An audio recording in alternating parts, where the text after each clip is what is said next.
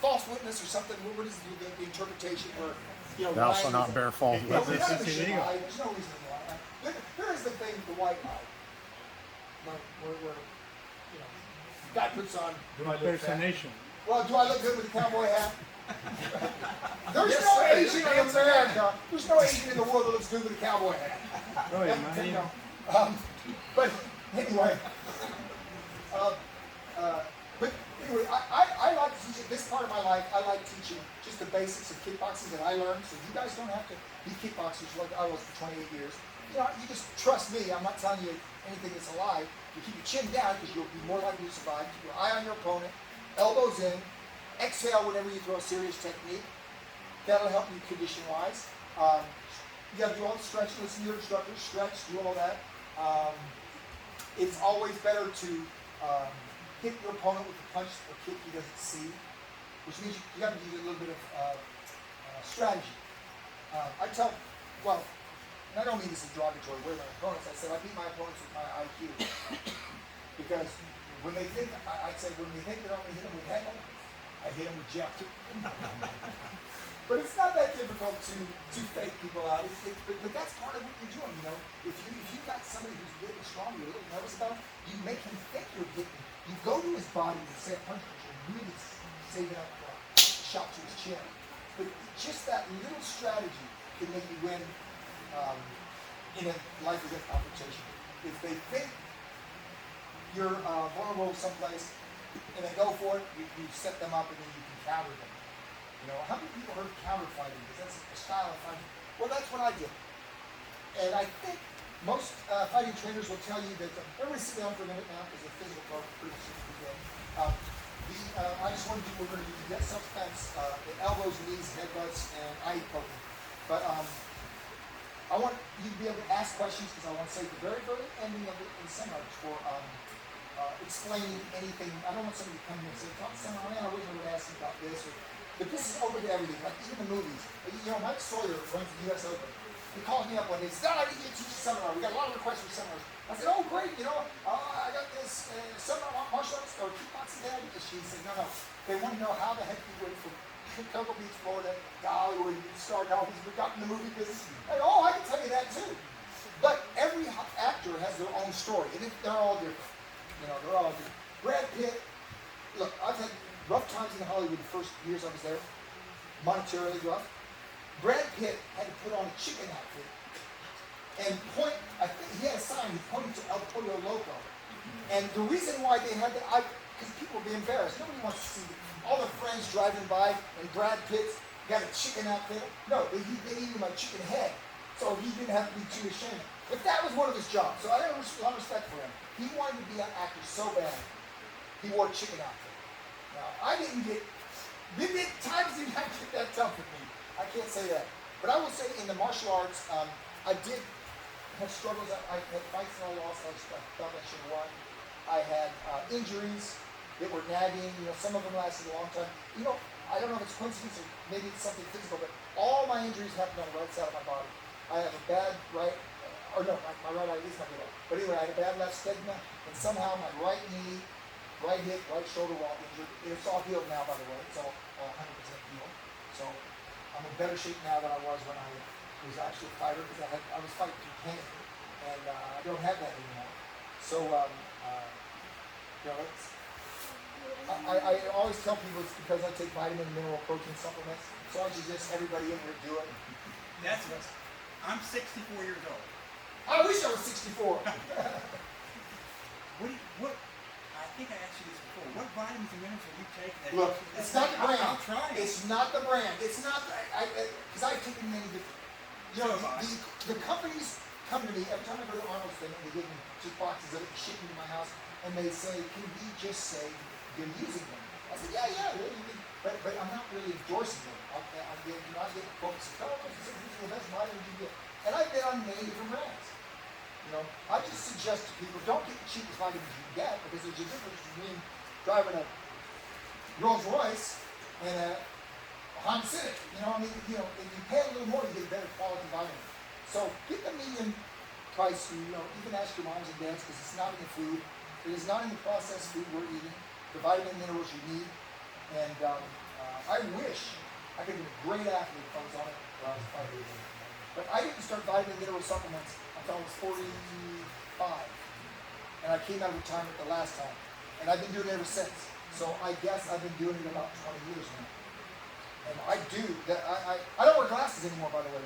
Now I don't know if that's related because I'm not an ophthalmologist, but my doctor said you don't need glasses anymore. And I got the first driver's license, my latest one, with no restrictions. And I've been wearing glasses since I was 16. So I don't know if it's been the vitamin. I don't know if there was some vitamin or something mineral I needed for eyesight, but I don't wear glasses anymore, and I see perfect. You know, it's going to be a lot easier if I fight somebody and I can actually see them. This is the one reason I fought southpaw, because I keep the left tail, and I got my good eye leading, because when I did this, I can hit with right hands. All the shots I get hit with were right hands, because this is the glorious side of my vision. And yeah, I don't have that now. Now, actually, my left eye is my good eye now, which is usually doesn't happen when you're 68. You know. And my wife says, "How was the workout today?" And I said, "I'm the only 68-year-old guy in the gym." Yeah. So, yeah. So, are there any questions? I want to answer any specific questions. You can ask about the acting or martial arts or self-defense, either one. I worked in a bar for 5 years. Hulk Hogan was one of my bartenders when I was the manager. I started as a bouncer, bartender, became the manager of the nightclub. So I've got real life self-defense stories and also the sporting information. Yeah. You said that someone's best technique would be the eye poker. Well, Bruce Lee said that, and I believe him. You know what? I defended myself many times working in the nightclub for 5 years. I never poked anybody's eyes out because, man, if a guy, well, let me say it. I had a gun pointed at me twice. I just did what they said. People said, "What technique did you?" He said, "Shut up and sit down." And I said, there was a stool. I was a bouncer outside the club. And I shut my mouth and I sat on the stool. That was my defense. And I made it. I survived. The police arrested him later. But 2 times I had guns pulled on me. The second time the guy was really, really scared. And they were bikers. And I had beaten up the guy that came there to fight me. And then he looked at me. And I said, I said something threatening because my adrenaline was on. And I just dropped the gun. And I said, "You want?" And he looked at me. He goes, "Back up, back up." So I backed up. I didn't use any martial arts technique. What new movies are you getting ready to start working on or have scripts for? Well, Are you working on stuff? I got my secret one, but I can tell. Just don't tell anybody else. No, I'm going to do a low-budget version of what Stallone did, The Expendables. I'm going to get all of them, and I talked to them verbally, not by contract. I just talked to Mike Dudikoff, Billy. I talked to him last week. He said he's up for it. He goes, "I want a rematch. I took a dive for you in blood sport." He goes, "Blood fist." Yeah, but anyway, everybody wants to do it because of this. Stallone put all the A-list guys in one movie, Expendables, and audiences love it. Now, the reason this just happened recent times is all the producers in Hollywood said it does not do any good to have Stallone and Schwarzenegger in the same movie. Because their philosophy was this. It's the same audience. You don't get any more, you don't get crossover, you don't get horror fans or comedy fans. It's Stallone and Schwarzenegger, so it does no good. But when you got Dolph Lundgren, Jean-Claude Van Damme, Jet Li, Jason Statham,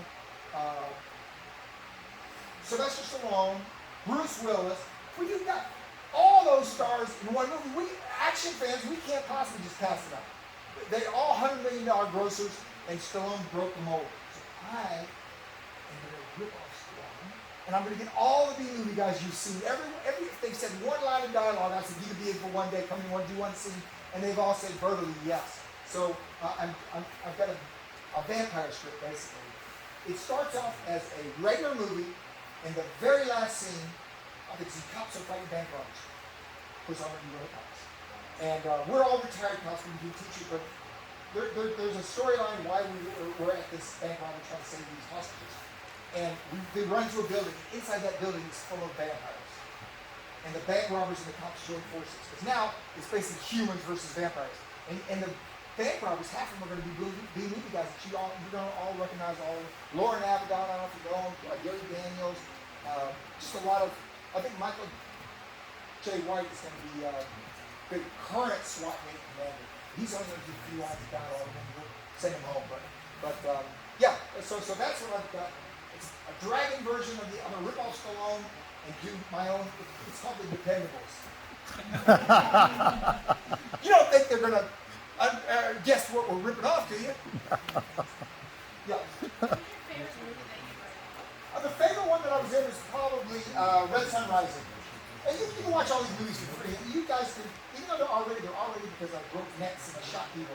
But there's no, there might be some nudity in some. But not Red Sun Rising. Red Sun Rising is an HBO world premiere, and it's, yeah, it's one of my favorite ones. Charles is in it. He played two characters. I don't know where Charles Dobson. My co-star in Red Sun Rising. He played two different characters. Man in the phone and cop sleeping on duty. Was that when you sent him? Lion Strike. Lion, he's 5 years old. And I tell people, my son was 5 years old, he's a better actor than me already. He stole the show. Yeah, you have a question? Yeah. Yes. Earlier, so what's your deadliest technique? Well, I wouldn't call it deadliest, but my favorite technique, which was the one that I use the most to set up everything else, is my sidekick. And the bizarre thing is, we have a generation of martial art fighters, and great MMA guys, and kickboxers. They throw no sidekicks. They just don't. I mean, it's 70%. Once I established it, once I just got the guy to feel it, that it was hard and fast. And I got them thinking, nobody wants to do this. The sidekick's coming, and they're trying to counter with the right hand. Nobody wants to get hit with the sidekick when they're not expecting it. So once I've thrown it a couple of hard times, I just have to make the motion, and they have to respect it. And I mess with their heads, therefore it messed with their fighting style, and I was able to beat some pretty good guys. It was my sidekick. Yeah. What is the hardest fight you've ever been through? Well, the hardest fight is not. I'm not saying that this was the best opponent, but he was great. But styles make the fights, and all his style was difficult for me. And it was James Waring, and they called him the Widowmaker. He didn't make my wife a widow though, but James Waring, because he was 6'4". He was an IBF boxing champion, so great hands, like 32-2 or something in boxing record. And he was an all-American football player, I believe, in college. Great athlete, in other words. Not an ounce of fat on him, ripped. And we fought in Tokyo, Japan. And I won. It was a close fight going into the 10th round. And I scored 2 what they call flash knockdowns, which means I hit him, he went down, but pop right back up. It doesn't matter. When your knee touches that ground, 10-8 round for me. So it's 10-8, 10-8. And I won decision. But it was a very close fight. And that was a tough fight. But it's the styles, everything about. First of all, I like being able to know that I can kick my foot and I kick a guy in the face whenever I want. It gives me a feeling of confidence. But when you're 6'4", and all Waring had to do is that, and then I couldn't reach him. He was fighting, and then he could do like this, and my kid couldn't get near. He's like, go on. So it was styles make the fight. He had the exact style that's difficult for me. Much better than this with his hands, great shape, and I tell people I got lucky, but you know what? I got lucky a lot.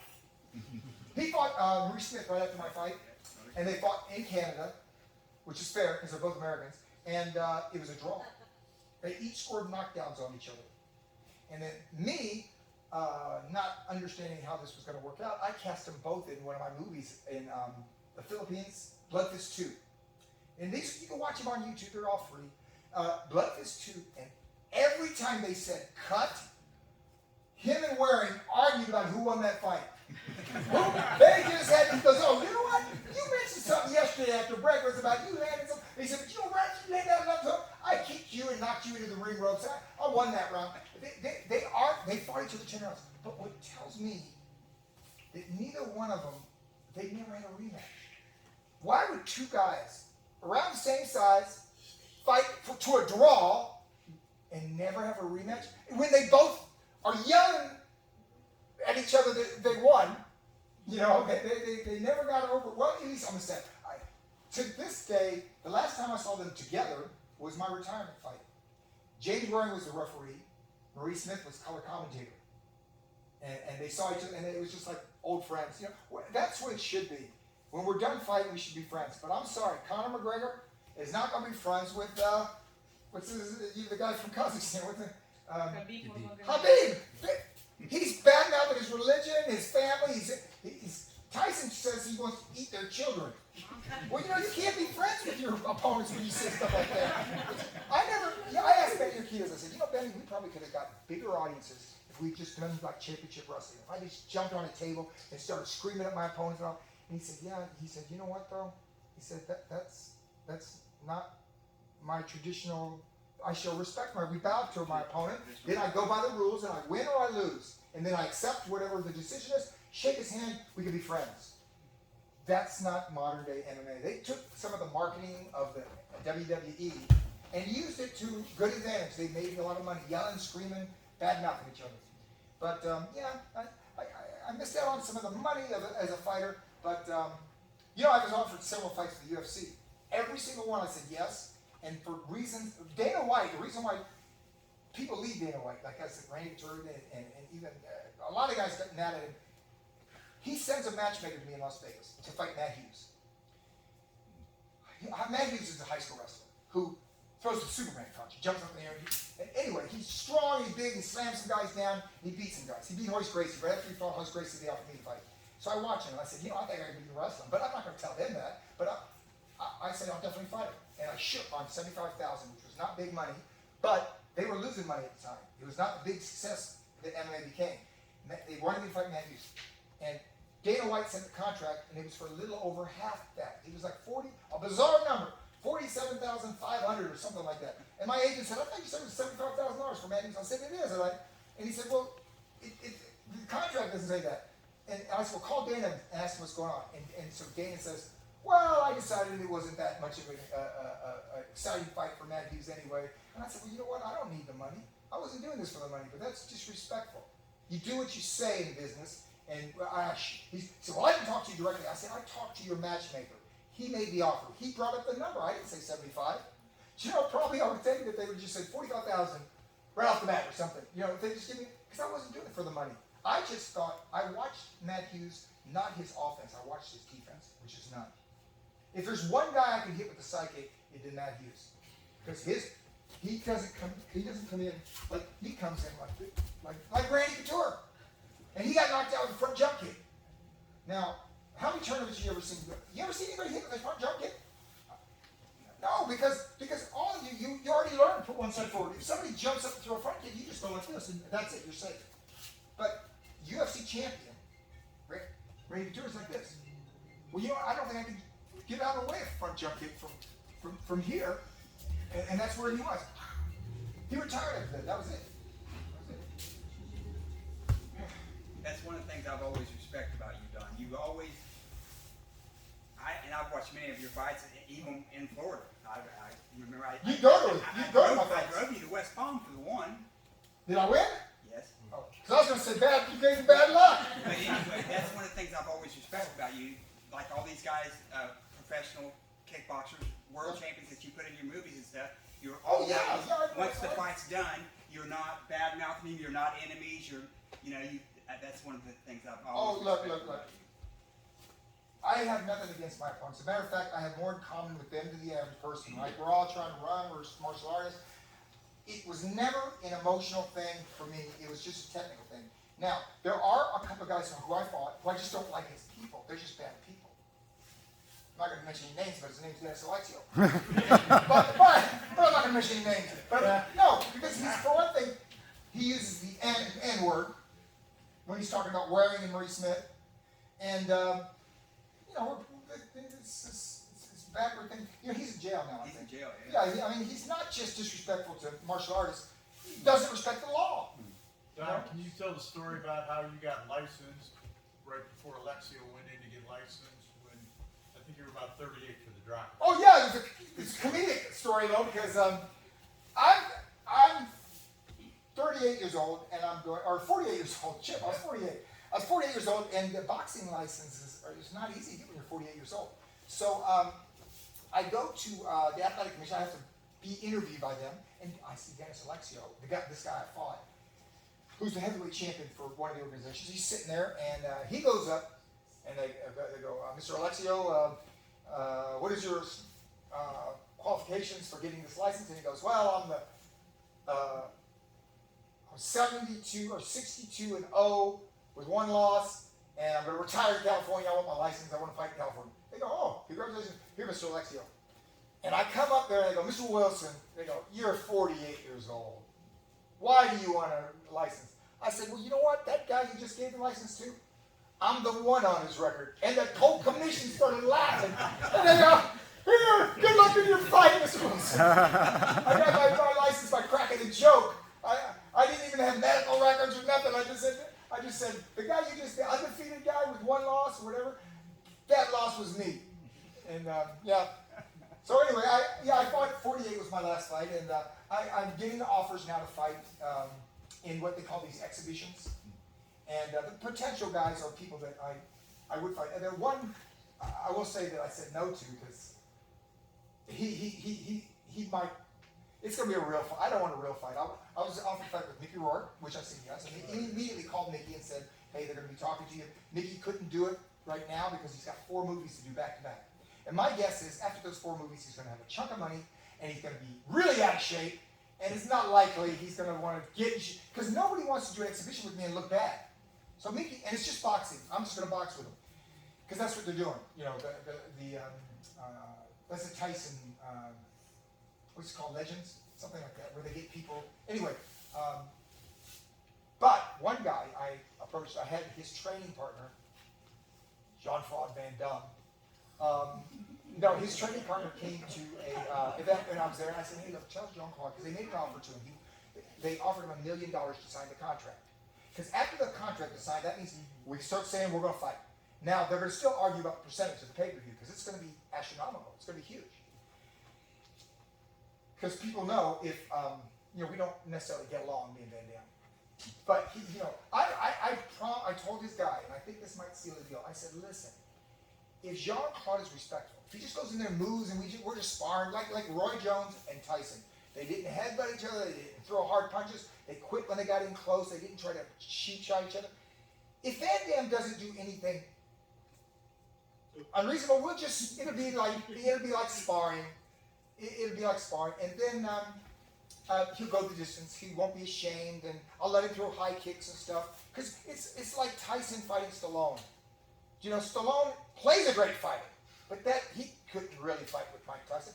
And Van Damme is great in his movies, but he's not a kickboxer, so he's not going to be able to jump, throw the splits, split kick, and hit me and knock me out like he did guys in Bloodsport. That's not going to happen. But I wouldn't hurt him. So I told this guy that, and I was hoping that Van Damme, look, if he signs a contract, I'm going to make dinner's on me. Next time I come here, we're going to have a big party here, all on the Dragon. You said, Dragon, you fought Van Damme, you made that night, because they publish it. You know, it's public information when any athletic commission, it's, we all know Tyson made $30 million when he fought Holyfield. And it's publicized, the amount of money. So you'll know. I won't be able to hide it from Grady. I might have to pick up the tab.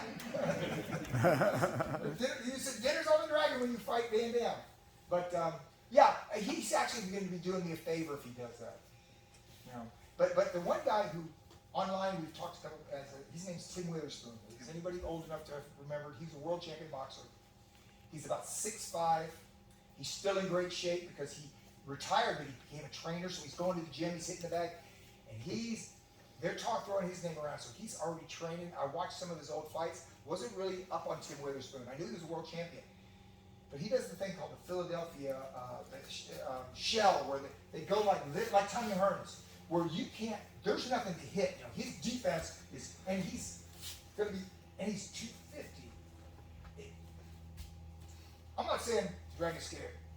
But I don't want to have a war. You know, if I could fight Mickey Rourke, we wouldn't be talking about whether or not I was good, or Van Damme. But Witherspoon, you know, we don't really know each other. I think he's got respect for me, but he knows if I say yes, I'll fight him, we can both make some money really quick. It'll happen, because people will be, boxing fans will back him, by the way. And you guys, I hope, will say, hey, maybe Doc can land a couple of shots on Witherspoon. Or if you see him starting to open up, or me starting to open up, then you really will be picking sides, because no matter the fact that I say it's going to be light sparring, really, it may be a real fight. I've had wars in the gym. They call them gym wars, where I fought guys. We got 16-ounce closing headgear, but we're trying to knock. I'm not pulling any punches, and neither is the other guy. We don't know each other. We're both pros, and one of us must make the other guy upset about something. and you're either fighting at him or against him. And so I don't know, but Grady will know. You guys will be the first ones to hear it. The people that know me are going to know. Grady talks about Don Wilson a lot. Well, I haven't been in the ring in a while, and I'm starting to work in movies again. I played. Last thing I did was about a month ago in Arizona, and I played a American. Well, let me get the thing right. The politics right is Native American, an Indian, but they don't call themselves Indians because they're not from India. The settlers got here, or the colonizers, or whatever, and they saw these dark-skinned people and called them. They thought they were in India, but they are Native Americans, and I played a Native American.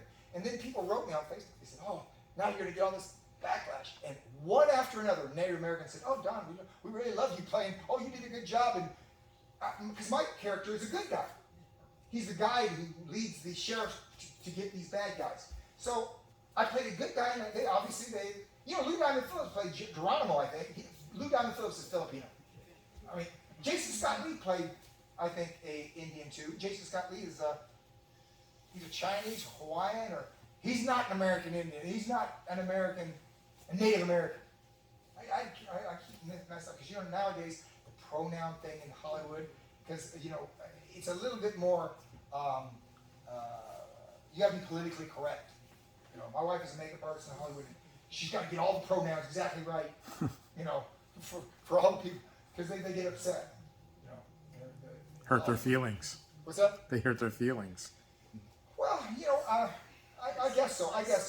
Listen, I'm not considered a Caucasian American, and there's a reverse discrimination where sometimes being ethnic, you actually get a little bit of advantages. It's what do they call that reverse discrimination? Where, because when I was going to college, I kind of got accepted to colleges I might not have been qualified for, but they wanted to fulfill their obligation to have a minority in their school. And since I was an Asian American, I fulfilled a minority quota, or whatever. So, believe it or not, people, this kickboxer, I was admitted to Brown University. That's an Ivy League school, and I didn't get in because of my looks.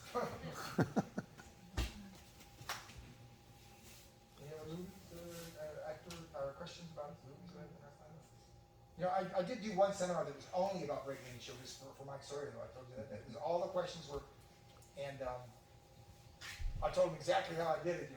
Everybody in this room can do it. Can be an actor. But you're not going to be able to have a 30-year career unless your movies are making money. Don, tell the story real quickly about how Roger Corman called you. Yeah, well, that's how I got. But everybody got their own story. Jean-Claude Van Damme saw Malcolm Golan at a restaurant. He went out and chased him out in the parking lot, so his own kids and stuff. Said, "I want to be in a movie," so took his shirt off, shook it. And Malcolm Golan, who's a producer, produced Chuck Norris's movies, early ones. He looked at me and said, "Hey, you know what? They had a script. They had the script Bloodsport. And Chuck turned it down. And Van Damme did the script. Van Damme impressed the guy and said, 'Hey, we don't need a real world champion. We'll just call him a world champion.' And they hired him right on the spot. Roger Corman, what he did was, the guy who produced Blood and Fist, my movie, he saw that Van Damme, they advertised world kickboxing champion. Actually, they said undefeated middleweight champion. And so Roger told his casting director, "Find me a world champion that can act." And he didn't find one that could act, but he found me. And I substituted for that. But I ended up getting Blood Fist, and that started my career. So in a way, I kind of owe Van Damme my break in the show business. The way you have a career is to be successful over and over and over. And I had to work hard, and I tell people they don't hire me for my acting ability or my looks. When it comes time to throw the kicks, Robert De Niro can sit down on the chairs over there with the craft service and the food, and I'll do the kickboxing. But my martial art background, my fans followed me, and I was lucky like Chuck Norris in that regard. Walker Texas Ranger, Chuck couldn't get it produced. No TV producer wanted to have anything to do with Chuck Norris and TV. They didn't think he was a strong enough actor. Because he had only done these low-budget movies for Canada. So Chuck and his brother, Aaron, raised money, and this is from people that are close to Chuck, who's Howard Jackson. I don't know if you know him and Chuck. He was like Chuck's personal bodyguard. He said, "Don, him and his brother, they funded the first 6 episodes. And they couldn't get a TV station to buy Walker, Texas Ranger. Nobody wanted a Chuck Norris show. So what they did was they did what they call syndication, where they sell it to any station that'll take it. So it could be on NBC in New York, in Chicago, it could be on ABC, it could be on Turner Broadcast. Anybody that would want it for an area, they sold it. And the ratings were so high, 6 episodes, that CBS came in and bought it. Now, for 8 years, it was the #1 show on Saturday night and the #1 action show worldwide. Because I'm thinking about the studio executives, they didn't realize he was already famous all over the world as a martial art action star for his movies. So they bought the TV series. Oh, TV series with Chuck Norris, I want it. So he did 8 years of it. Every time I saw Chuck, and this is the only time he ever did this, he complained about how much work it was producing and starring in a TV series. But the scuttlebutt in Hollywood is he walked away with over $100 million on that. Wow. Yeah, and so you know what? You weren't going to hear me, when I make $100 million on anything, you ain't going to hear me complaining. But you know, it was his time though. You know, he's at that, he's getting at that age where his kids are all grown up and everything, and he wanted to start living his life and not being on the set all day long. And you know, the minimum we work in the film business is 12 hours. That's if everything goes perfect. You leave, you start at 12 hours and you come home. But it never does. You always go overtime. You always work extra days. You're always, you know, it's a time-consuming thing. And I did it all in the 90s. Really, I made 30 movies in the 90s. And according to Time Magazine, I had my picture in Time Magazine. I was one of the top 4 video stars in the world. Of course, today, when was the last time you bought a video? Watch it. Well, they don't even exist anymore. But the business changed. You know, I could still do the movies and everything. There's not a kick I threw back in the 90s that I couldn't throw today. But it's the market's changed. You know, the studios started doing karate movies. So I would have to do a movie for my budgets or $1 million and under against a Jet Li movie, which Jet Li will spend $8 to $10 million on a movie. You know, Romeo Must Die, I think, was considered low budget in Hollywood. It was $8, $9, $10 million movie. That's considered low budget. But for the Dragon, that'd be 10 movies. But anyway, you know what? I'm very impressed with the students. They look very good. I'd like to say that to all you guys. You listen. It's very easy to bring some younger kids with the grown-ups, and he has a good problem. And you know what? The only problem is if the kids don't have discipline. But these kids, I can't tell the difference between the front row, the young kids, and they all did their best. They concentrated. They you know, I would watch you guys. The first time you're doing it, your hand might be going like this instead of like this. You might make some mistakes, but you guys were correcting yourselves on your own. I didn't have to go down and correct. You listened to what I said, and I was impressed. I really was. It was very easy to teach when people are listening and they're. But you know what? This is going to do you absolutely no good if you don't practice it. You know, Bill Wallace used. Oh, by the way, I've got pictures. They're $5 each. So if anybody wants one, that's the Grady Lane discount. They're normally $20, but they're $5 each, and you know, I'll sign them till they're gone. Or if nobody wants a picture, we can always take free just selfie. You know, people say, "Well, how much you charge for a selfie?" Not that. It's not mine. You know, I just charge for the pictures, but I don't charge for selfies, so we can take pictures together. And group shot, right? We got one. Yeah, I think several people got them. Okay, you got your group shots then. But so any other questions? Because I'll come here once every 50 years, right? No, that's my I missed you when you was in Reunion. Orlando a couple months ago. Where? Working that. When you was at the fights in Orlando. The kickboxing tournament there. I can't. Yeah, I was there with you, remember? The amateur. I go Amateur Muay Thai, I'm right. supporting, you know, my first fight was in Orlando, so now they have the amateur fights there. I go to support the amateur fights. So, you know, Steve's not with us anymore, though. But want to keep his legacy alive still. Yes.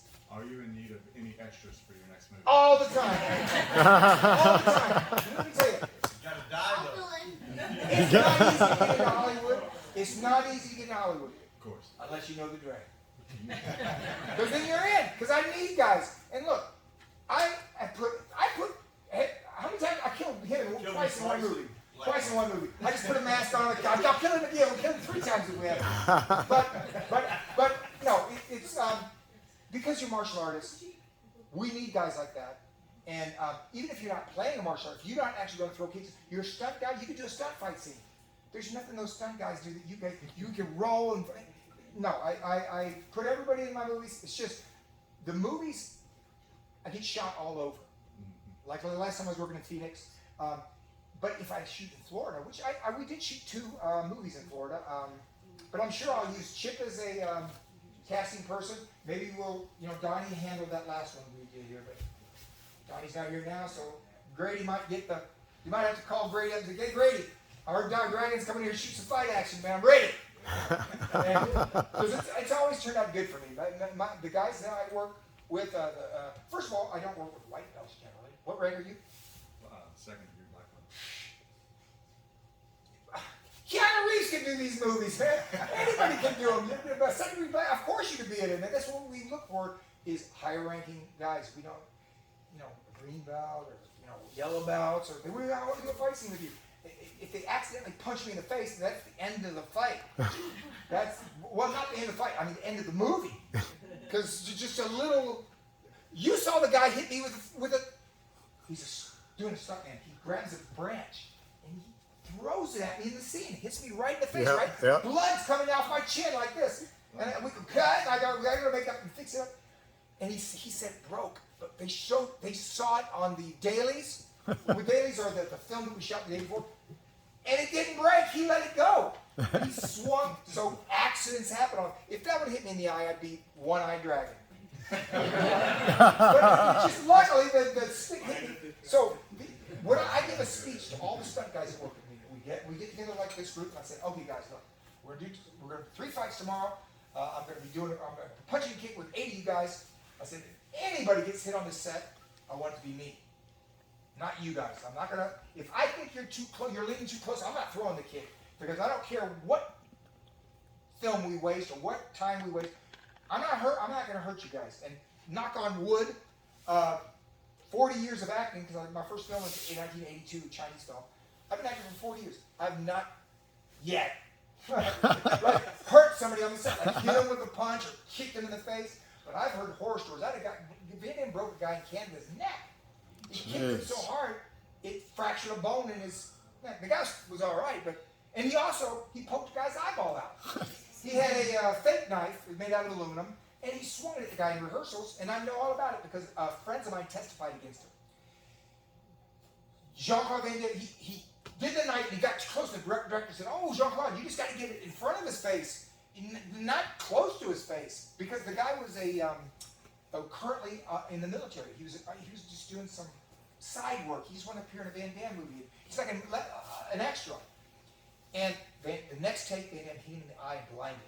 Oh, God. And he got sued. He lost that lawsuit. It was one of these science fiction movies he was doing. I don't know if you guys heard of it, but yeah, it's 2 things I think. One thing, he's got kind of a bad reputation with drugs, and Seagal has a bad reputation with stunt guys in the fact that he hurts him all the time, hits him for real. Like a stunt guy comes to my set, he's got bruises all up and down his arm. And I go, what's that? He goes, oh, well, I did a fight scene like a week ago with Steven Seagal. He likes to really use contact when he does his blocking. And I'm looking up at it. The guy has to throw a punch, right?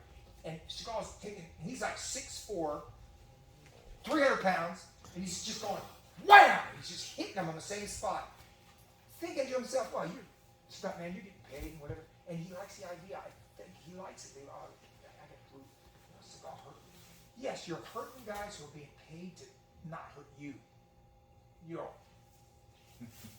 Well, I told Michael J. White, I think they worked together one time. I said, Michael, hey, is Seagal ever disrespectful? And he laughed. He goes, Don, he's smart. He knows what would happen.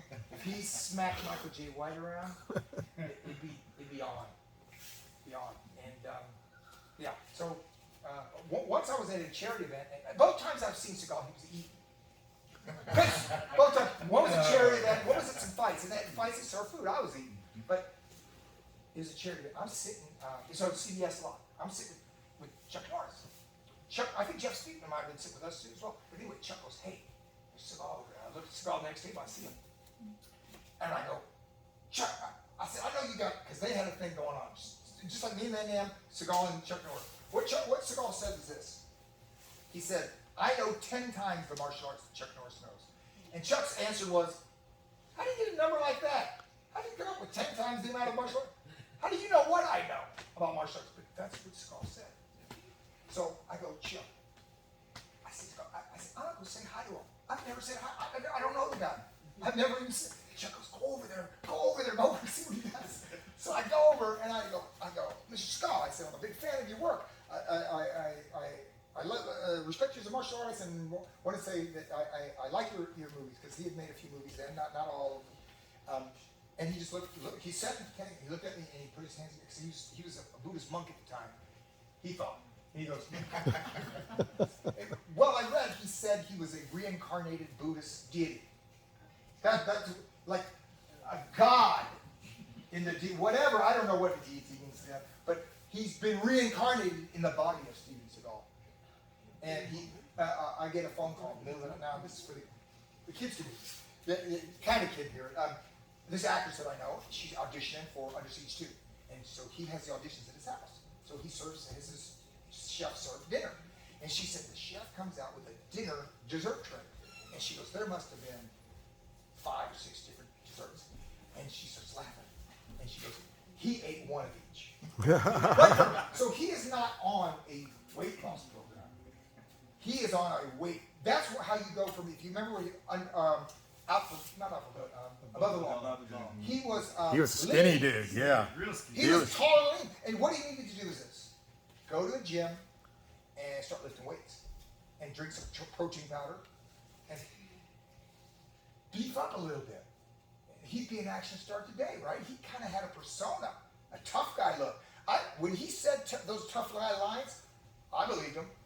When Clint Eastwood says, make my day, I said, yes, sir.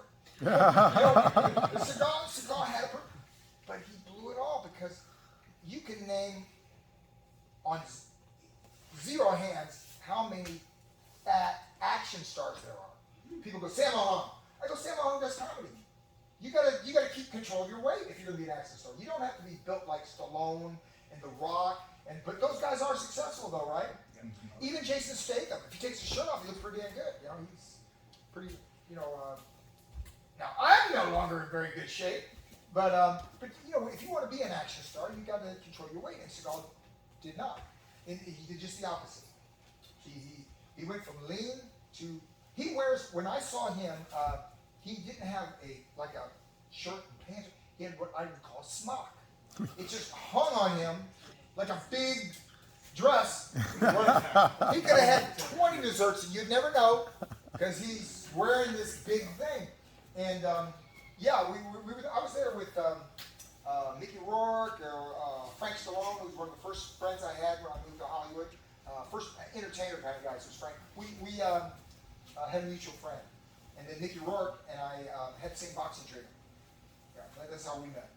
And you might hear me bad-mouthing him on TV, because if he says he'll do an exhibition, we can't go in there and tell him, yeah, we're good friends since the 80s. But that's the truth. If I say something bad about him, I don't mean it. I wish him the best, and I would never punch him in the face. He said he's had a lot of work done, and I don't want to. Boy,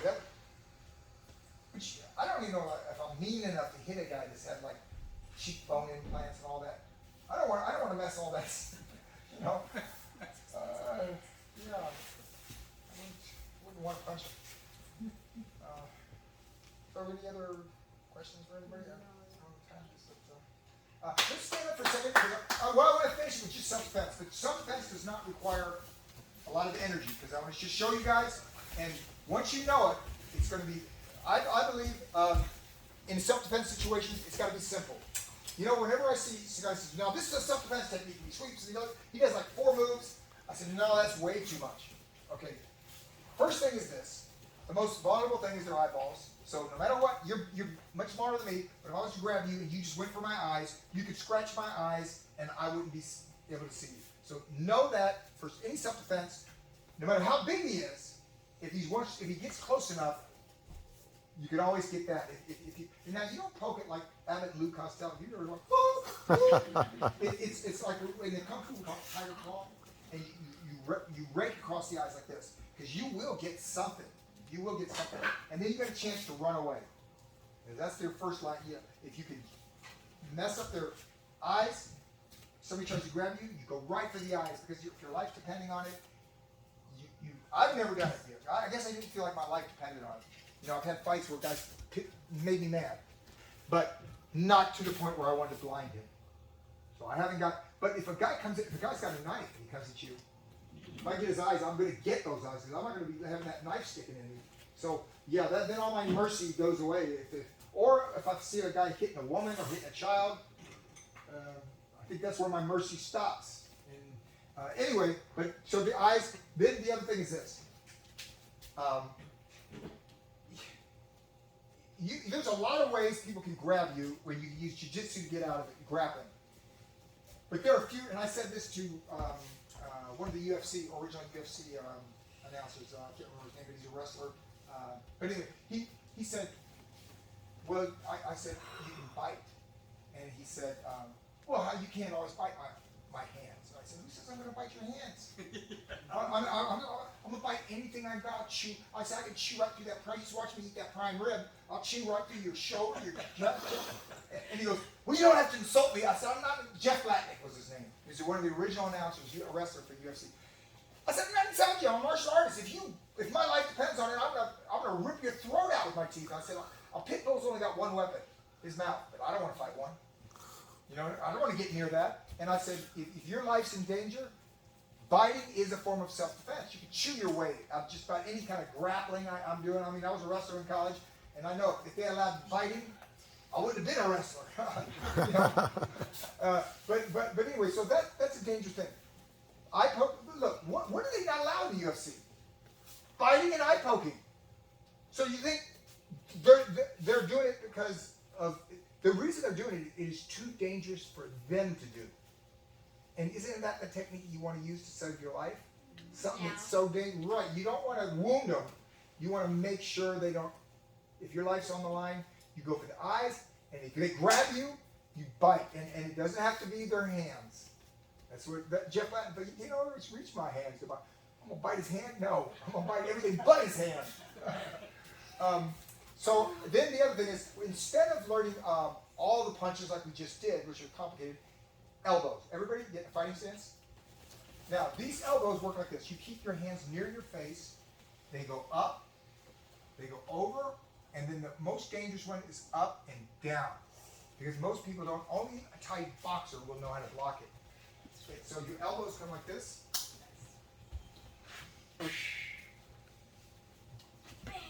Yeah, right. Yeah.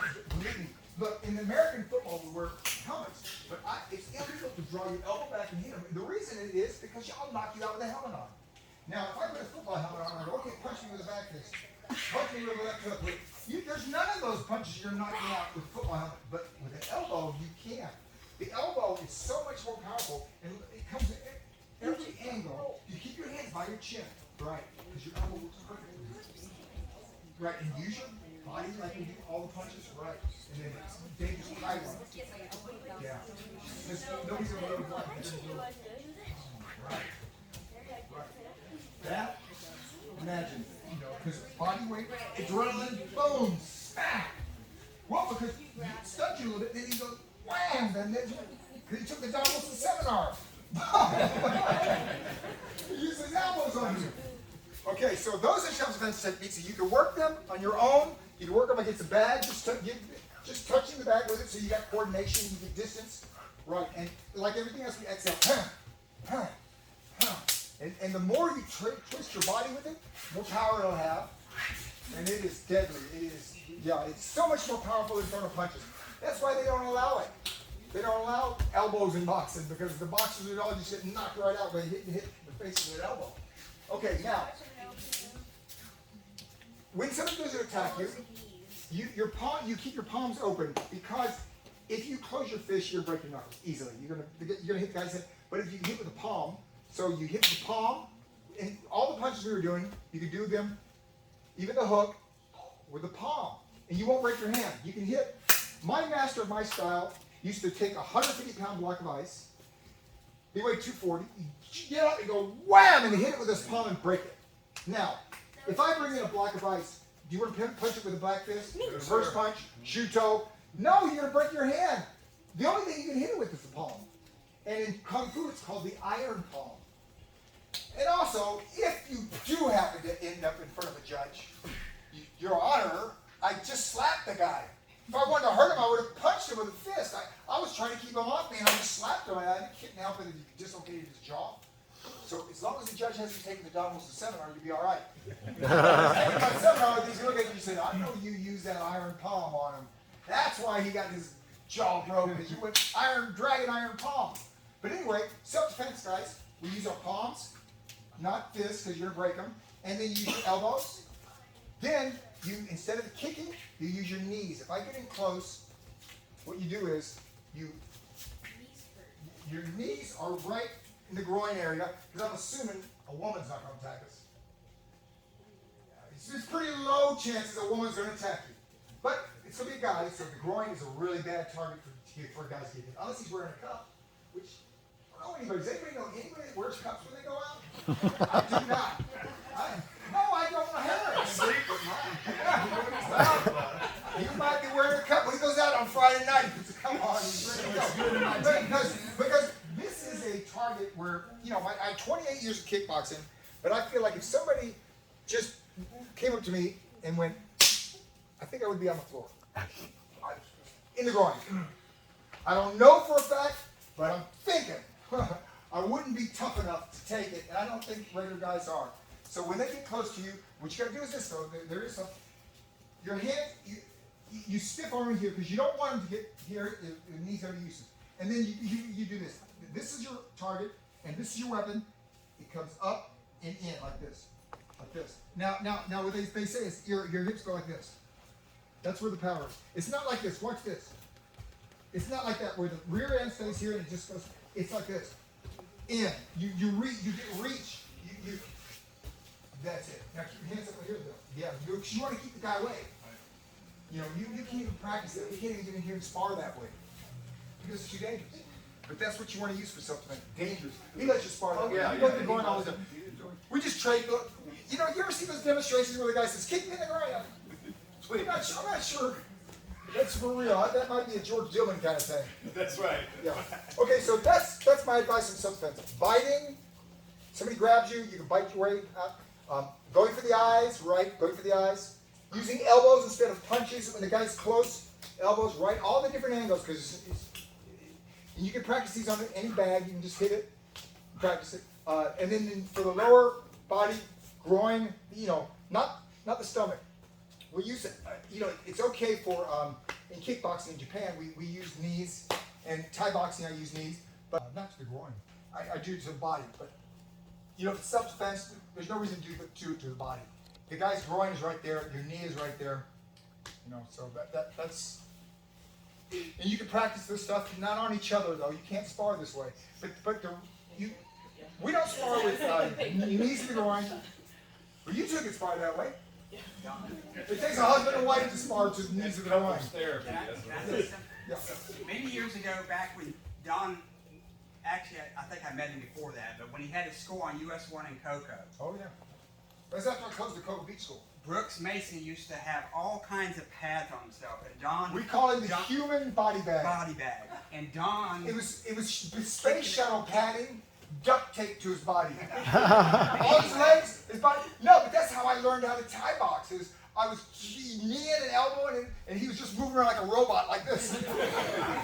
Yeah, we invented it. We call it the human body bag. But anyway, back then I was working out with Don and David DeQualo and Ernest Simmons, and there was another. Mike Millage was one of the good fighters. But anyway, Donnie Hare was a fighter. There's a lot of fighters. Donnie Hare wasn't there when I was coming. Oh, okay. But not to say maybe it wasn't the nights I was there. But anyway, I used to kick Don as hard as I could, like 10 or 12 times. He knows how. Have you ever been kicked in the side of the leg? I mean, sometimes I've seen Don drop people. I mean, I've dropped people. Yeah, by hitting the thigh. But I can kick him 10 or 20 times as hard as I could, and he just knows how. just to turn his leg Well, or here's block the it thing. correctly. The body has a memory. Your body, like if you take a pro football player who's a running back, let's say, he can take hits, unbelievable, right? Tackles and tackles. His body, he just knows how to absorb it. Whereas if you get a guy, say a Wall Street stockbroker or something, and you pat him up in a football uniform and says, "Here, go run a touchdown," and he gets tackled one time, that guy goes, we put him in a stretcher, he goes to the hospital that day.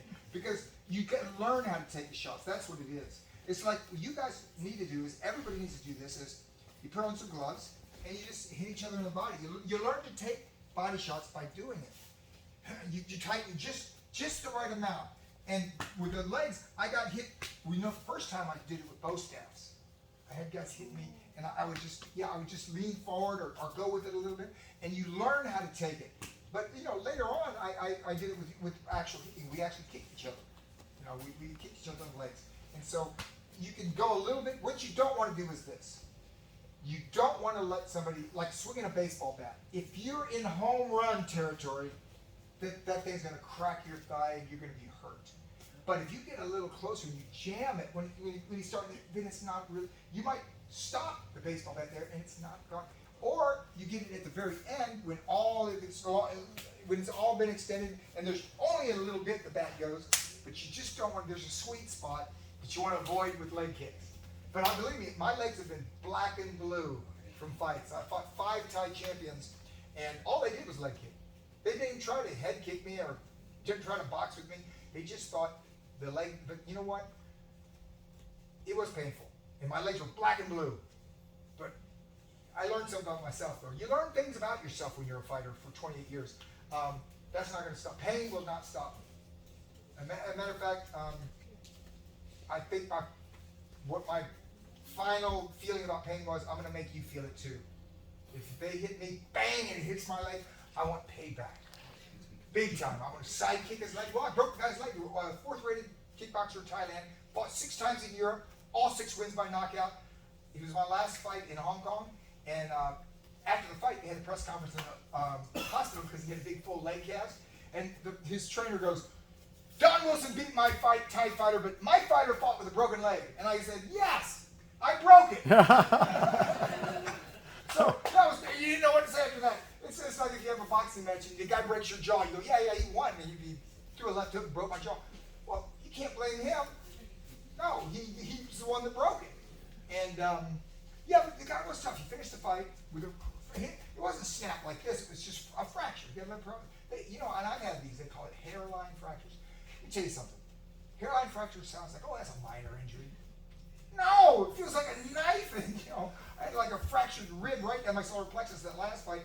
And it's like somebody's got a knife, he's sticking it in every time I take a deep breath. And I kept my right hand here that whole fight, my last fight, like this, until the last round where I thought I was going to lose. I said, I might as well throw it now. But think about this. I set him up for 9 rounds. I had not thrown a serious right hand, nothing to hurt him. And so his left hand, when we started the fight, round 10, he's like this. He's looking for left hooks and blocking jab, and his right hand is in his, we call it in his pocket. And so when I hit him, it was, it was like 1, 2, he went down. Oh no, it was 1, he started going down, I hit him with an uppercut, popped it back up, then turned it over before he went down. So I hit him 3 times going down.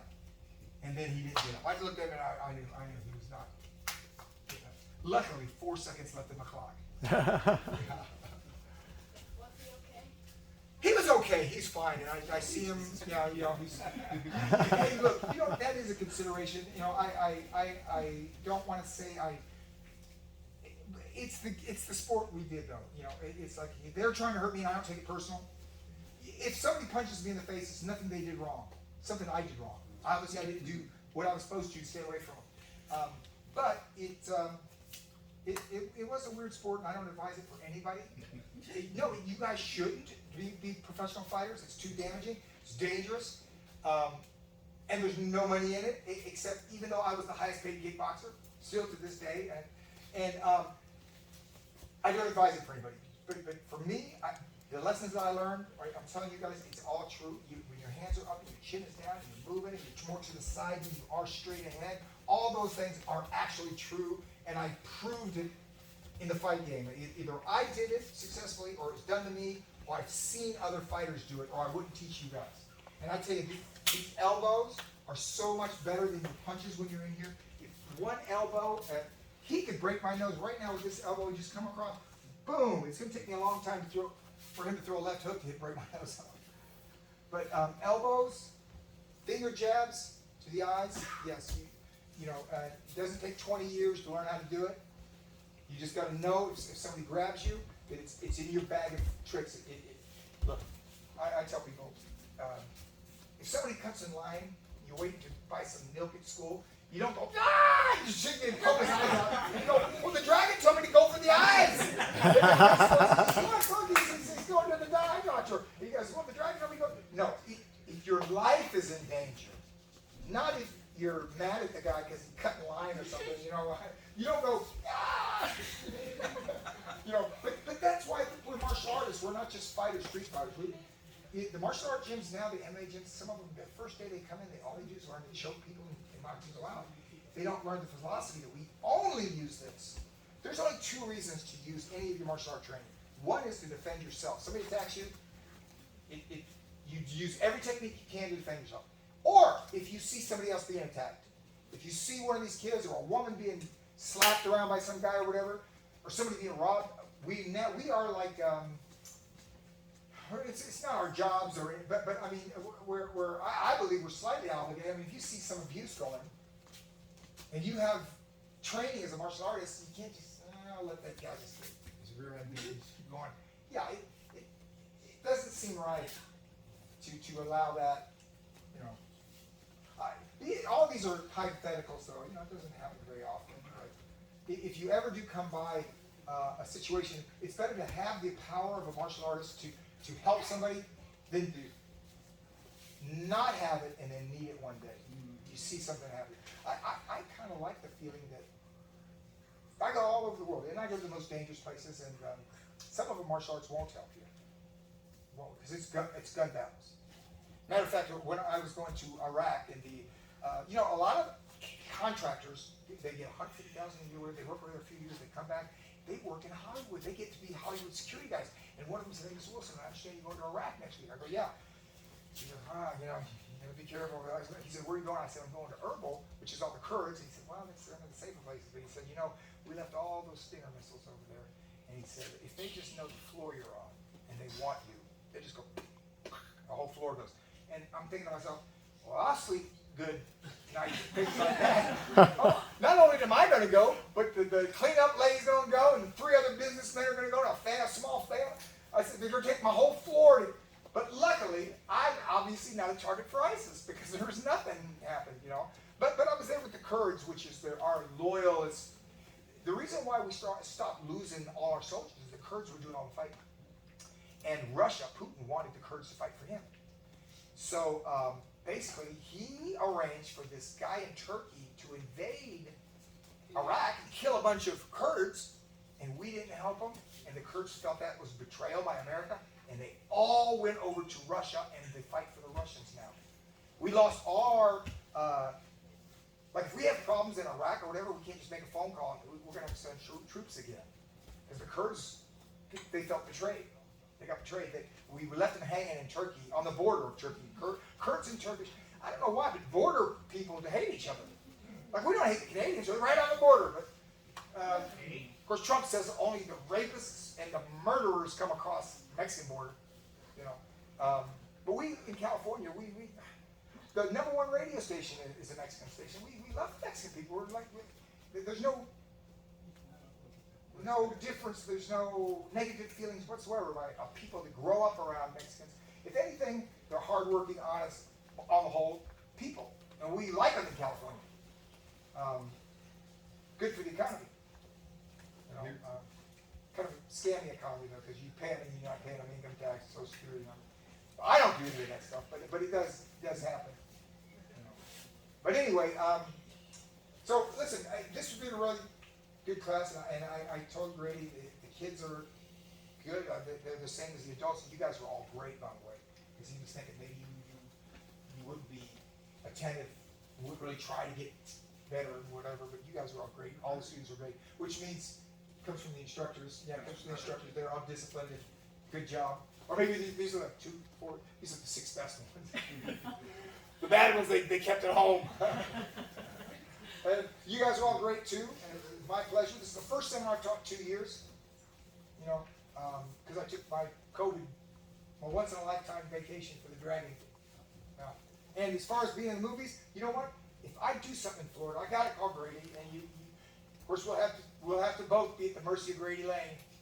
But hopefully Grady will pick the right people for the job, and we'll have plenty of local talent there. Because you know it's better to hire the locals because it's less expensive. They don't have to pay for the airfare and the hotels and you know all kinds of stuff. You know it's expensive. So we've used kids too. You know, my brother or Don here figured out a way to have this class where he could put all of them on. So they actually had auditions, and then they just said, everybody that wants to be in is in. Because they wanted them to feel like, hey, this was a selective process. But luckily 2000 didn't come because they couldn't fit them in that auditorium. You know what scene I'm talking about, the martial art game? The one where it's a big group workout? Yeah, I remember that one. Yeah. Were you there? Yeah. Yeah, Grady was walking back there. You told me to get in the movie. I said, no, I just had surgery. I can't get in the movie. Well, that scene you could. I was right up front. I was right up front with He was the. co-starring with me in that scene. But anyway, we put all the kids in, and especially fight action if we get guys. You know, it's 90%. Look, number one, do the right size. And my wife's making her. She goes, oh, why do you do that? It makes you look short because you're tall. I said, I don't want to be beating up guys that are smaller than me. But the people see my face and say, Asian. Oh, he's probably 5'5". You know. So you know they think you might be like 5'9", 5'10", or whatever, and I must be really short. But I did a fight scene where the last guy I fought, it was for the Sci-Fi Channel. He was 6'9", and I will admit, I look like the smallest guy that you've ever. I look like I'm like half the size of Jet Li. It's like Jet Li. I have to look up to because he's a small guy. I met Jet Li. He's a real nice guy, but he's like here, like most Asian guys. But I like bigger the better. My bad guys. I don't want to beat up guys that are small. But my wife says, oh, that's what I should be doing. That's what all the Hollywood stars do. They get smaller guys than them, so they look a big, like Van Damme. Van Damme's got to be like that. But he looks like, you know, if the camera is 2 inches below the actor, everybody's looking up at me. Oh, the dragon must be 6'4". You know? No, it's all tricks. But no. When I do a Don Wilson action movie, not a family film, then we need a lot of. I'm not saying anything about your personality, but bad guy. See my bad guy. He's gonna be the bad guy. He comes around the corner with a gun. Okay. That about it?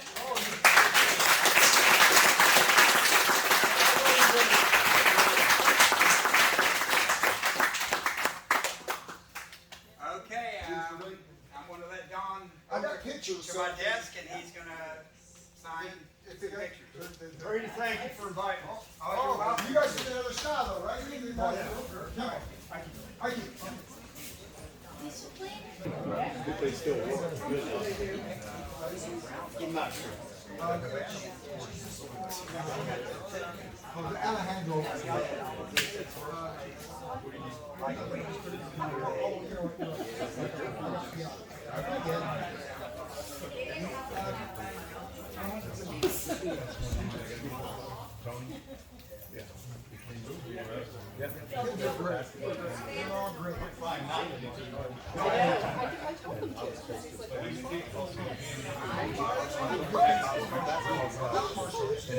I don't want that.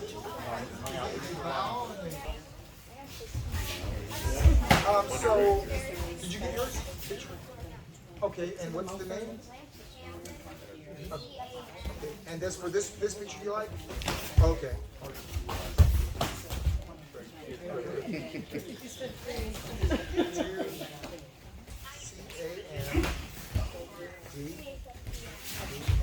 Ooh, look at that axe kick. It's 5. How they do it? 5 points ahead. 5, 3. Oh, thank you. And you know, I'll picture this. Or like maybe stand in front of the camera so that you're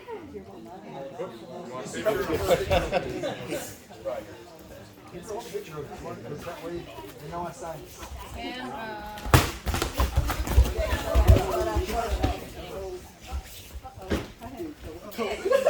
Which one? yeah. You know what's even harder, you guys? This one?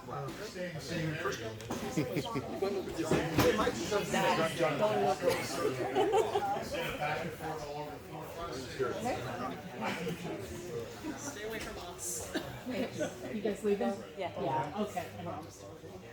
There's like.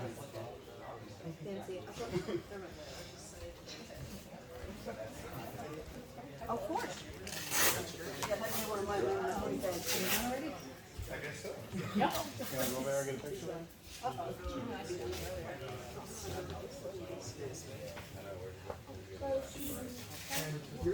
Yes. Oh, I'm sorry.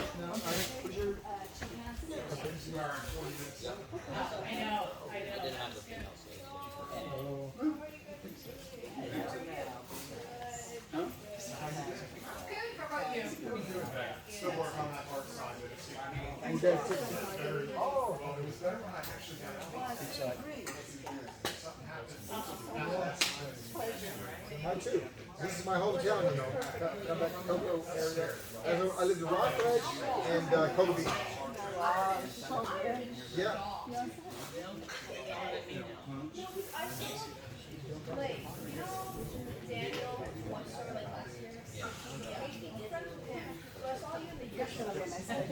Good job.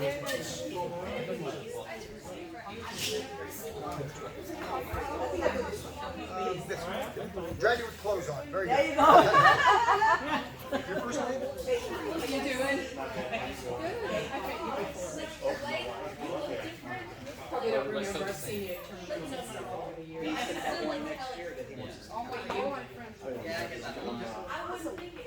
Can you hear me from thinking about my phone is dead? So it'll be in October most likely.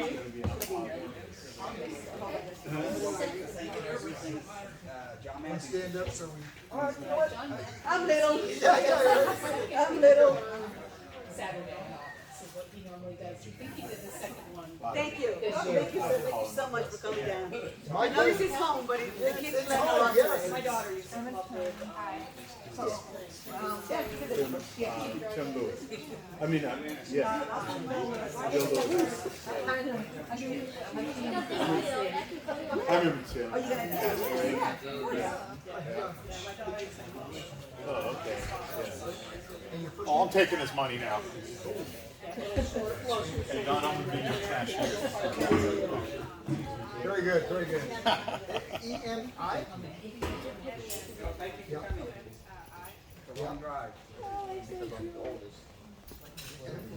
Oh, did I get right in your way? Sorry about that. You know, there's not a lot of Emmets. I can't remember the last time I did it. It's a unique name, yes. Emma Smith, yes, yeah. So you gave him a very unusual first name. I mean, it's a lot like, and then of course the standard. Smith is like Wilson. Yes, of course. Oh, sorry about that, Green.